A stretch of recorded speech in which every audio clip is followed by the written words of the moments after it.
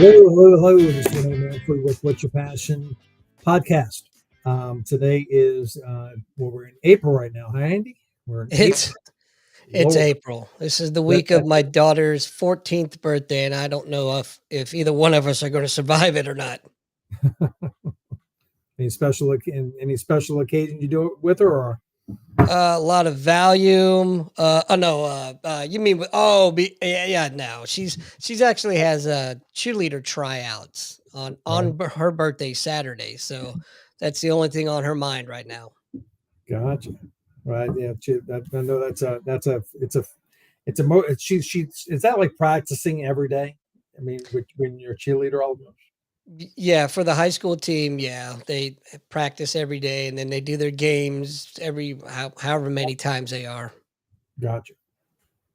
So I think it's sometimes the sports, when you think about sports, it's just like business or anything else. You're consistent, and when you think about, when you go back to it, it's really just every day they're practicing, every day they're doing something towards their goal. I think sometimes we forget, just like in any life, you got to stay that consistent. And I see kids um, in sports all the time on Facebook, and how much they're just driven, and it's just kind of opened my mind up sometimes. I tell you, my son, he's 12, and baseball is his thing. And you talk about being driven. We got him a batting coach. He's out there. If we're 5 seconds late for leaving for his batting practice, like, Dad, come on, we got to go. And so he's put in the work, and I've seen, from 6 months, let's say, him getting in there looking like a little leaguer swinging a bat to now his swing is so pretty. Really, It's that's, amazing. that's exciting. Well, I'm sorry. That's exciting when you see your kids just Yeah, for sure. consistently going towards their goals, and they're excited about it, and they're achieving those little milestones. For sure. But they keep you busy. Yes, yes, yes. They can keep you going.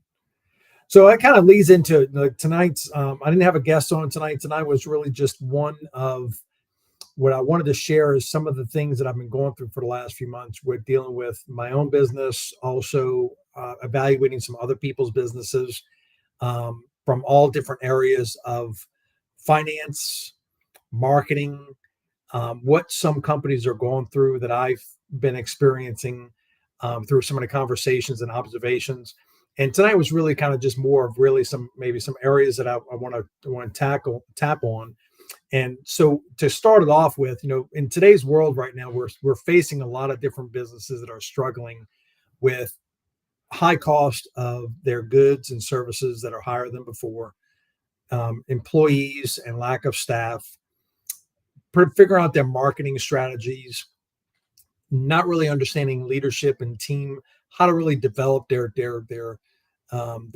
people in their businesses to really take on leadership and teamwork roles, and how important it is to really start implementing these types of plans with your companies, and visualizing and getting them to see the big picture of where the company is, where it's going, and where it could be, right? And how, as a team, being part of that can be embraced, right, and to support the company. Personally, one of my um, businesses with my lawn care companies, we're going into the high season right now. We've gone through 8 years, and now we're really starting to scale. And so I'm basically putting together different strategies on, one, dealing with financing, so I can be prepared better to help scale the company up. And sometimes you don't realize how important it is that you have to put in some different areas and reach out to advisors to help guide you through those areas. If you're trying to take your company from 500 to a million to 10 million, whatever it may be, it's not it's not like when you first started. When you first start any business, you got this adrenaline, you're fired up, you're excited, and you just kind of work off of just really just kind of talking to everybody and telling everybody what you do. And you get to the point where you can get that business at 200, 300, maybe around 400. But to be able to get past that number, you have to bring in other skills. And if you don't have those skills, what I've realized through some conversations with some companies that they've hired on the wrong CEO. They paid that CEO based off of what the CEO promised and committed, and they paid that person way too much and wound up really backfiring for the company. Um, the leader of the company might have a particular skill and talent, but they might not be good at the visualization of really kind of how to get the buy-in with the rest of the employees, or how to cast that vision to the company, and getting that company to getting everybody to buy in. They might not be good at marketing, and so they don't know where to go to. And that's where, my company, consulting side of the business, Manfre and Associates Consulting Services, has been, over the last 3 to 4 months, we've been working with outside companies that are secondary lenders and advisors, out of areas of New York, Florida, things of that nature, to really kind of see how, not only as a consulting company, we can be better for individuals and businesses to guide them through. But most people don't ever really think about it. It's like, do I need an advisor? Or do I need an advisor for? I don't know about you, Andy. Do you know a lot of business owners that sometimes get to the point to where they start a business, they get to a point to where they're doing well, but at the same time they've hit a level of where they're just kind of lost and not knowing where to go. Have you faced that with any people that you're dealing with? I'm probably the absolute worst person in the world to ask this question to, Okay. because, my career was military, so I really didn't know any business owners. No, really. Okay, that is true. That's true, and that's another topic. Yes, you're surrounded by whatever you're in. You're around that crew of individuals. Like my girlfriend's grandson Chase wants to go into the police force, and his main reason, he wants to get in SWAT, because that's something that he really feels like he would be excited about, but also building this relationship with friends and things, that people in that arena. But he's even said that most of his friends don't even understand why he's even thinking about going to be a cop, right? So he's not planning on really just going to be a cop, but he's looking at it from a career perspective, that he can get into the police force, learn some really good skills, learn skills that he's not learning right now. And I told him, I think it's perfect opportunity. You'll learn how to, shoot. He'll learn how to fight. He'll learn some different skills that he's not learning currently, and it can grow into whatever from there. So I'm not, even though some people would say no, I think that's the wrong thing for you to do. It's dangerous. All these different fear. I mean, the world right now is dangerous. The things that we do right now, we don't know which avenue to go into. You can be driving your car and it's dangerous. So it's kind of, you don't really hold somebody back from whatever they're wanting to do, but he's willing to go through the process. He's being coached and mentored by individuals who are actually in the field. So he feels comfortable going through that process. And the same thing with business owners, or when you're going into a business, sometimes people don't know who to ask, who to talk to, and they don't know that they can reach out to finding somebody who's an advisor that can guide them through the process of starting their business, understanding the different areas of marketing that maybe today what they can do that's affordable, and then move into different levels. Um, they may not understand different areas of when you're starting to hire people, how to hire them, what you're looking for, what are the characteristics, what questions to ask to really know that you're hiring the right person for whatever that position is. So it's so many different things that I am seeing, not only from my personal experience, but I see so many different businesses at different levels today that are going through those struggles. I have some friends that have a beautiful pizza location, and it's taken them some years to get it to the point to where it's at right now. But the biggest struggle has really been employees. But it is hard work, because they're in the business, right? But they've grown it to where they're making between 30, 50,000 a month right now, and they're comfortable at that point. But now they're starting to look at, okay, what is it going to take for us to prepare it to sell? Every business you get into, you're always looking at the end result. Is this something that you're going to start to grow and eventually sell, or just make it a part of your life, family life? But some individuals get to the point where they realize in some businesses that it's not something that they really want to keep on doing, right? So I find that through the conversations that I'm having, with all the different types of people. We're finding certain areas that I'm going to point out is, access to capital is one struggle that I'm finding, and that's where we're working with the different businesses at this point, because the banks are changing the whole industry right now over the course of the next 2 to 3 years. From the lending perspective, is changing, and the banking systems are not really prepared to help the small business owners through all the different areas that they're needing. We've had some good conversations with bankers, CPAs, and financial wealth managers over the last few months, and we're starting to kind of realize that they're basically strapped in some areas of what they're capable of doing. So most banks are good on deposits. There's some banks that are SBA approved. Some banks do not have an SBA lender or approved department because it takes so many people. So as a secondary lending market is what I'm basically into now in working with clients, because it's more of a family offices and private equity firms that are the bigger money. These are families who have the big money in the world. They've started their own funds, and they make money off of helping small business owners and commercial mainly. And we're finding that even the banks right now are going to these secondary lenders for different reasons, because their banks are limited on what they can do and how much they can take on. So it's just a lot of different areas that you're going to find over the next I would say the next 2024, 2025, you're going to see a big change. You're going to see some of the bigger banks shrinking down to smaller locations, probably laying off people. You're not going to see as many, and I'm starting to see that now. When I go into a bank, you might just see 1, 2, 3 people max. So it's really kind of an eye opener. You have to start adjusting. You have to start learning. You have to start kind of reaching out to see what is it that you need as a business owner to kind of start helping you kind of get prepared for the seasons of growth. And so the access to capital is basically, the funding for growth for day-to-day operations remains a significant hurdle for small businesses, especially with stringent lending criteria from traditional banks. Cash flow management is another area. Cash flow managers maintaining a healthy cash flow is critical for survival, yet many small businesses struggle with late payments from clients or seasonal fluctuations in revenue. I personally have gone through this in the last few months with some of my clients. I have some good commercial clients that are corporate companies, and I was sending out my invoices for the last 8 years through a certain program, and it goes by a link. Well, evidently, I've been realizing, because I've been this busy with so much, I was realizing that some companies were behind.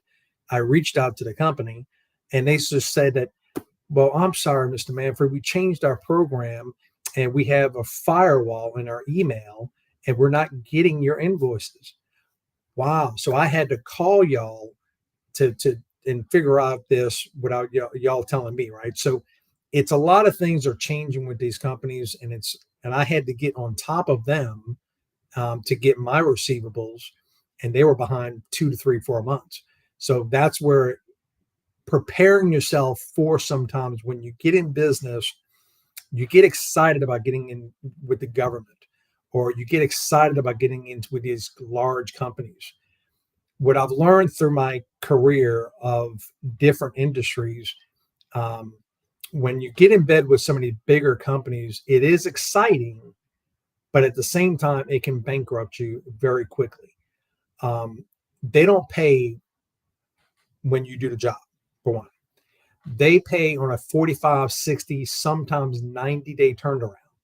That's where cash flow management or having some type of line of credit is so crucial in today's world, so it can help you float through those periods of time, whether it's inventory, if you're a restaurant, things of that nature, or if you are in the service industry like myself with certain things. So you always got to have that backup, and you always got to be planning on that line of credit or those different reserves, so you cannot hinder your business. Because if you're having to pay your labor on a weekly basis, if you're having to spend money on certain inventory, things of that nature, or if you have certain things that pop up throughout the months, it puts a strain on you, and it puts a strain on your company.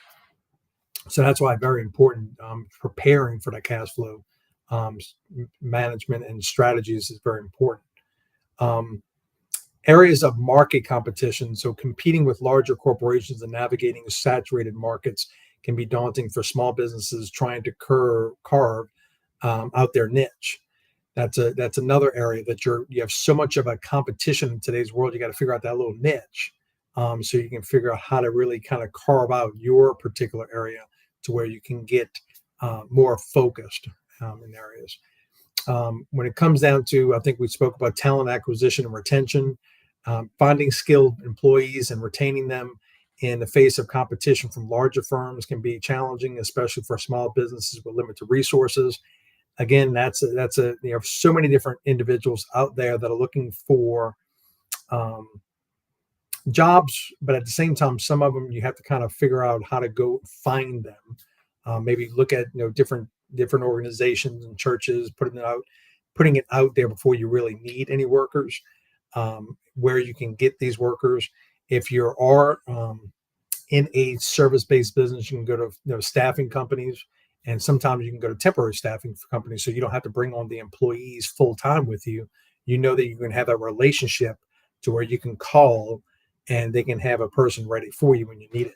So it's always preparing for that and figuring out all the different resources of when you need people, where you can go to, making connections. Networking is very important. Like in everything that we do in business, you always got to constantly be networking with individuals. So, and just some of the areas that I find again with the conversations and the things that we're going through in the last few months with certain companies and certain businesses is I was listening to Grant Cardone today. My sister-in-law and I've been talking about different areas of real estate right now, expanding from the mindset of you start off with a double, then you go to maybe a fourplex, but really the money's really made into the 20 to 30 plus doors, and that's where you're not really working a job. When you have a single property or a double or something of that nature, you kind of find yourself that you really can't afford a maintenance person to be on staff because it doesn't have that much revenue. And when I first started out with real estate years ago, that's how I started. I started out with a singles, then a doubles, and then I got to the point to where I had a large, maybe 30 properties, and I had a maintenance person to where whenever we had any issues, it wasn't me going out there to work because I don't get into something to work it. I work it in the very beginning, but my goal is always to get it to where it's working for me, not me working it. Give an example. This weekend, I went out and worked with my guys on one of our jobs.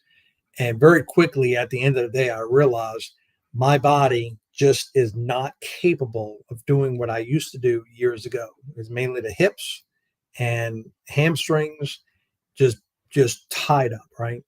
So it pushes me every day for not only myself, but to really share this with other business owners that things change from a physical perspective. Um, it changes from what is it that you're really building. Are you building yourself a lifetime job, or are you building yourself a business? I'm working with a gentleman right now who's been in the lawn care industry for almost 30 years, and he's interested in moving and he wants to sell his business.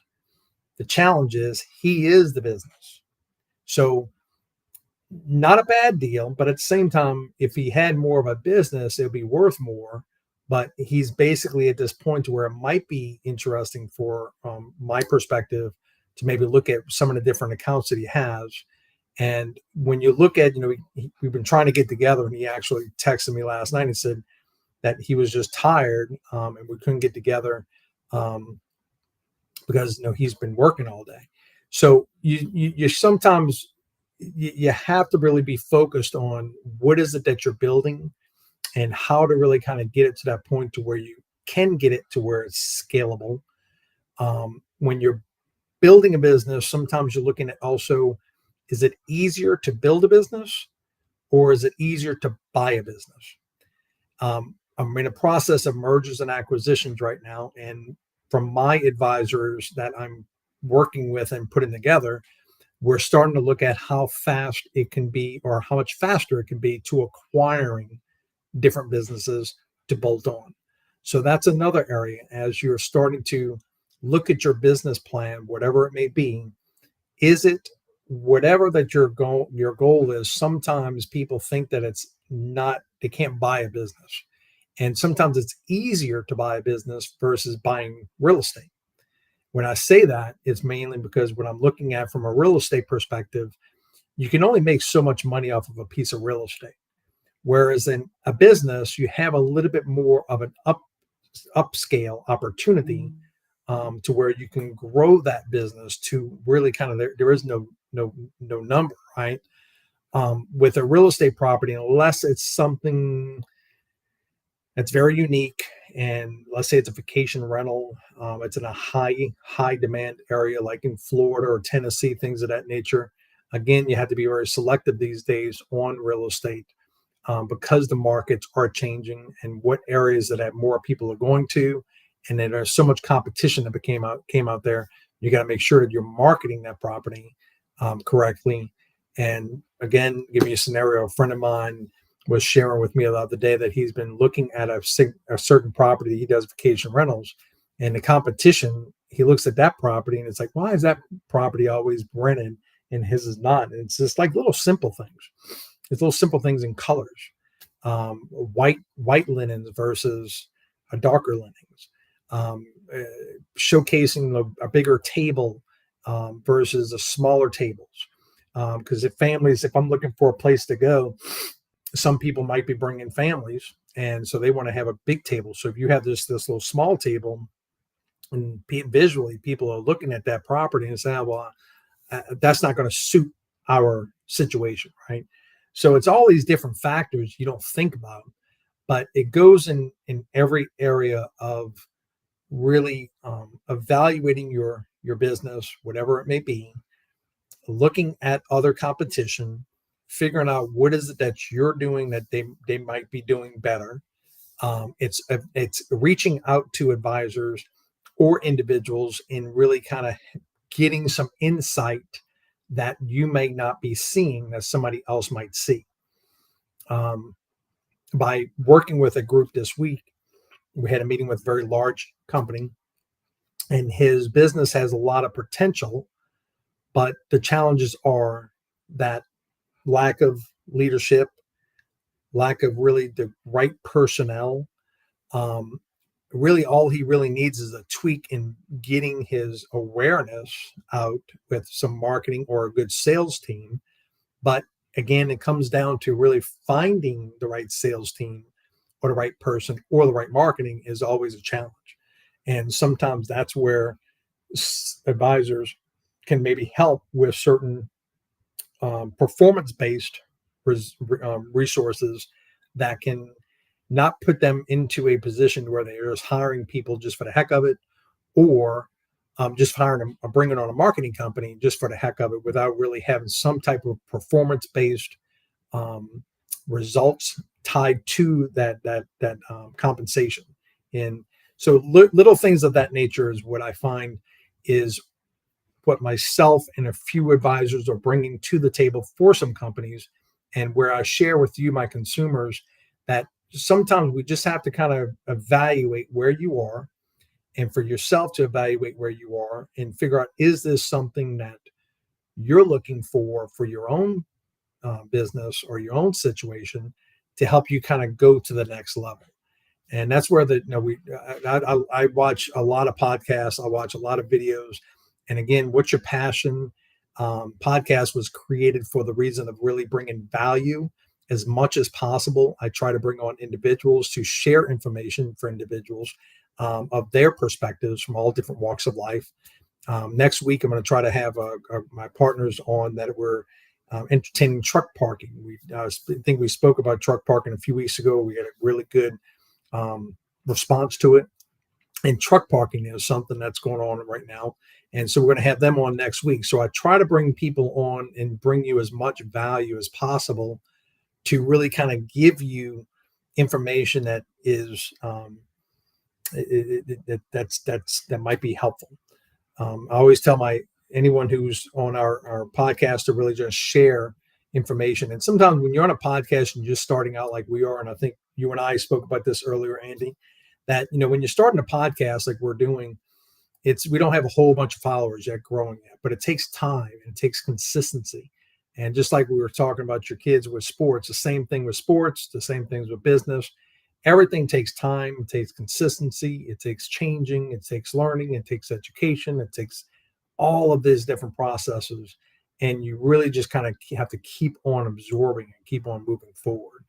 Um, so that's really what tonight's really my main focus was for tonight, is just to really share what I'm seeing and experiencing through conversations, through experiencing other different types of businesses and talking with so many different people in different areas, which helps me at the same time figure out different ways. We updated our website, which is the What's Your Passion. Well, I'm still working on What's Your Passion, WIPUSA.com. I have been updating manfreandassociates.com basically pretty much on a weekly basis. We have different blogs that are coming up. We're adding that's basically it gives some information on different areas of business. So if you want to go visit that site, www.manfreandassociates.com, if you have ever had any questions or anything else, you can pretty much find me on any type of social media channels.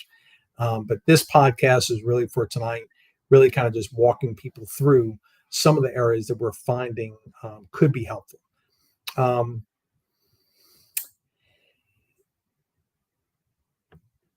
Let's see, Andy, if you do you have anything that you're going through as you're talking with the convene communities with Matt and all? Do you see anything that y'all are having have been having some conversations on in areas of the business and the growth? I mean, what is some of the growth that y'all are seeing right now? Well, I can't really speak to that, but I can say that every month we're getting more and more followers to the community, or more and more members, I should say. So, that's positive growth, which is always a good thing. But I can't really speak. I'll be honest, Renee. I do so many podcasts, I can't keep them straight. I mean, how's your podcast going? I mean, your podcast is growing. I mean, you're a small business owner. You've been doing podcasts for years. Your background's been in the military, and for you just been gradually every day, every week. I think you're growing more podcasts, I believe, based Yeah, off what I've seen. we've definitely been growing that way. We're getting more followers back. I think I told you this before. We had taken a hiatus for a while, Right. um, and almost a year, I guess, about. And so lost a lot of followers, but we're starting to get more of our followers back. But more importantly, we're getting new followers as well. So that's Mhm. exciting too. I think you're always gonna have a few followers because it's just life. I mean, life is just it's consumed with trying to keep up. I mean, I haven't been really keeping up with you guys on a convene as much as I wanted to because I'm consumed with my other things, and I realize that on a daily basis that there are certain things that um, I can't put all my energy and time to, and I'm being very selective right now with people.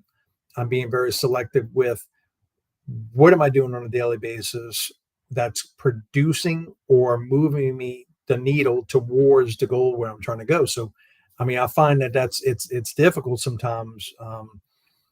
I believe to have everybody on all of your podcasts or showing up all the time. But as long as you're getting new people, in addition to some of the old, and just kind of keeping that little group kind of going through, that's all we can do. Yeah, just importantly, it's great to have followers and whatnot on these podcasts. Uh, I'm only speaking from my personal podcast here when I say this. And don't take this the wrong way. I don't do it for the audience so much as I do it for us. We just really enjoy doing it and having fun with Right. it. So No, you're right. You're right. It's like social media. I play with social media a lot. So I post things that I feel are educational, informational, and informative. and I still watch other people's things that I get really some good value from. And it's just I don't see the interaction, right? But it doesn't mean that you stop. You got to keep on doing what you're doing, because just because you're not getting a like or you're not getting feedback, or you got to just keep on putting it out, because people are seeing it, people are watching it. It doesn't mean that they're not enjoying the information. Just some of them might not react to whatever it may be. People react to more of, a picture or a celebration or things of that nature, happy birthdays, things of that nature. And that's what I found on social media. You can get lost in getting emotional about why people aren't reacting to something. It's just like with this podcast, or when I look at certain podcasts we've done or certain videos get more attention than others. Not sure if it's because of the title, not sure if it's because of the subject or wherever it may be, but it's certain things. Doesn't mean that those videos are not important. It's just for whatever reason, it's not getting as much traction. And Right. so I find that. They've done studies to show that there's actual dopamine released when people see a click or a like on a post, on one of their personal posts. Oh yeah, yeah. Oh So yeah. it's an addictive drug, and I leave all that crap alone. I don't have time for that, and I'm Right. retired. No, you can't get tied up with, you're giving your information. And when you're giving your information, you have to just give it like your the value, and don't worry about the reaction. I was watching a 10x growth event that's um, my sister-in-law is actually at it, and I was watching it online today when I was driving and just listening. And they had some individuals who got on stage to kind of pitch their 2 minute um, info, right, about who they are and what they do. And John Maxwell kind of said some really good value, that he doesn't get on stage and really kind of thinks about anything besides giving. He's just wants to give his information out there. He's not really thinking about too much on the people and how they're going to react and things of that nature. His main focus is he just feels that he wants to give as much value, as much information, and that's his way of blocking out just really how people are looking at you, or how you, because you can be up there thinking about every word you're saying. Is it that people are, how are they getting, like my podcast, they might be saying, oh, Rene said this or this. I'm just giving my information. I'm not sitting here critiquing myself the whole time, whether you are liking the information or not. I'm just trying to give the information or bring people onto my channel as much as possible that I feel is going to give you as much value, but always open to criticism, always open to ideas, and things of that nature that people are looking for. But I can't sit here worried about the whole process that we're going through when you're doing these podcasts, or when you're doing any kind of stage or coaching or anything of that nature. If that makes sense. I'll be honest. There's on my podcast, I rarely even go back and see if anybody liked it or commented or not. If Right. I guess YouTube sets it up where they send you an email automatically if there's a comment. That's the only way I would know, because once it's done, it's done. I don't Right. dwell on Right. it. No, Enjoy it or don't. correct. It's all about content, and you're putting out content. You're interviewing individuals. You're doing a lot of um, podcasts, like for people like me, and helping us through the process. That you've taken on a role of putting this whole program together makes it easier for individuals like myself, who just want to just do my podcast. Come on, you do all the show. You click it on and you share it with the different programs. Yeah, it's definitely makes your life easier. It's I might have to start hiring some help here or something. And by hiring help, I mean trying to get the wife talked into helping out a little bit. No, I But it's understand it. fun. It gives me something to do. I enjoy it. I get to meet really cool people. Um, all the different platforms, the different podcasts that I produce for it's awesome meeting the different walks of life that the various guests come from, Right, right. and stories are amazing. No, Whether yeah, you learn a lot. You learn a lot from everybody's different background stories, and tragedies or successes and triumphs. Mhm. Um, no, sometimes doing a podcast really is it's fun because it really is just really asking questions and talking about real life things, whatever it may be. And you know what's cool is that, for whatever reason, when you get a stranger on with you, they're more willing to tell you more than they would maybe their best friend, because Right, it's a false sense of reality. It's just you and I on this screen right now, even though we're live, we can't see anybody. So, and if you right, and I didn't know each other very well, you may be more tempted to tell me some juicy details that you wouldn't tell your sister or your brother. right. So it's fun. No, it's really it's having like-minded people. Um, like I don't have deep conversations about business or certain things with my family and certain friends because we're just some people are just different levels. Sure. And I've been thinking about this a lot lately because I have different business partners now in my life that are friends and business partners. And then I have another group of friends that are still there, but we haven't been communicating a whole bunch because we're just not. I mean, on a daily basis, I'm just finding myself consumed with certain things that I have to do to keep on moving forward, which to me is that's where I'm at. That's my important. That's when it's important to me. And so I don't have too much conversations with certain friends that we just don't have a business thing we're doing together right now, right? So my business right now is kind of like my fun activity because it's progressing me towards those avenues. And I think about that a lot. That certain family members, I don't really communicate with them as much because we're just not working together. And your worth, your life, sometimes you find is 95% of your life. I would say 90 to 95% is working. And then you got to figure out how, like this weekend, I went to spend time with my dad for Easter, and it was just nice. Just we spent the day, just watched The Water Boy, just sat Oh, on the couch, chit chat. yes. Great movie. I haven't seen that in years. And when No, Colonel Sanders, you're wrong. no Colonel Sanders got he got beat up a lot. I didn't realize how much he was beat up in that movie. Stupid movie, but I love it. Yeah, so yeah, the whole time it's all about Louisiana. So you know, Right. Belinda was saying that people get they're watching those movies and they keep on thinking that Louisiana people are like that, but some of them are. Some of them are that. That's a g Yeah, I forgot for half a second that it was in, Louisiana. Yep, it was Louisiana. Wow. It Uh, that's, it's a guilty pleasure of mine for sure, that movie. yeah, it was a good movie. I haven't seen it in a while. So we're going to cut. I mean, tonight I'm really going to cut it pretty much short. I think really this subject was. I wrote a blog a couple of weeks ago in the vital currency exploring intersection of oxygen and money. And again, in the hustle and bustle of modern life, it's easy to overlook the seemingly mundane yet profound connection between oxygen and money. These two elements, one essential for life and the other for survival in society, and share a deeper relationship that transcends their apparent disparities.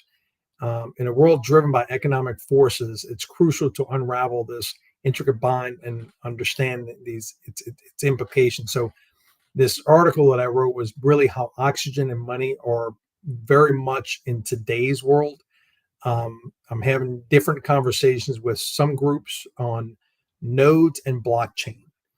So some people aren't really paying attention to nodes or blockchain, and really understanding how certain companies are changing over to the platforms to over the next year to 2 3 years. You're going to start seeing certain companies giving tokens and rewards based on performances, and that's going to be on the blockchain. You have another group of individuals that I'm listening to and talking to that are talking about, the change in currency and how there's, Iraq right now is going through their changes, and certain companies or certain countries are not accepting an American dollar. So these are all different things that we have to really kind of pay attention to, and I'll be bringing on in the next few podcasts individuals who can kind of share some more insight and details of really the importance of how the changes in currencies are coming, how it's interacting with companies, and how the future is really going toward these areas. And education is the key, which I will be sharing some information on our website and blog, things of that nature on that. But I do want to share, if you wanted to go visit my website, www.manfreeandassociates.com, keep up with some of the blogs. If you have any information or education, if you would like to be on our podcast as one of our guests, I'm looking for individuals always that feel like they have something that they can bring value to our listeners and our other individuals. Andy, with that said, I mean, anything that you wanted to share?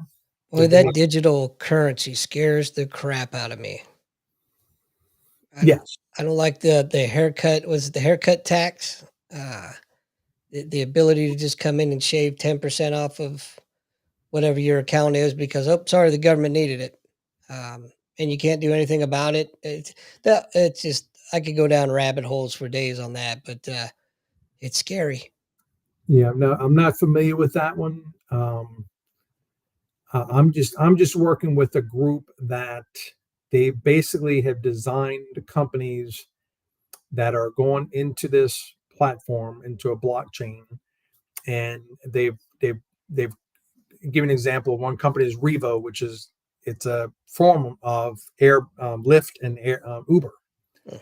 and the drivers are getting paid more, and it's on the blockchain, and it's just a way to where they've designed it to where it can over time be a performance based way to where the consumers win and also the drivers win, and it's taken out the corporate America's side. So it's again, I might have to bring on some individuals to talk about it more further, but it's interesting as we're learning more about the different ways of um, some things are changing with certain companies.